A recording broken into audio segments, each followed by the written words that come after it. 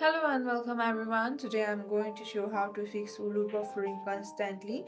Firstly, what you can do is test and fix your internets. You need standard definitions, high definitions, and 4K Ultra SD. Secondly, what you can do is restart your router and device, unplug your internet router and modem from the wall.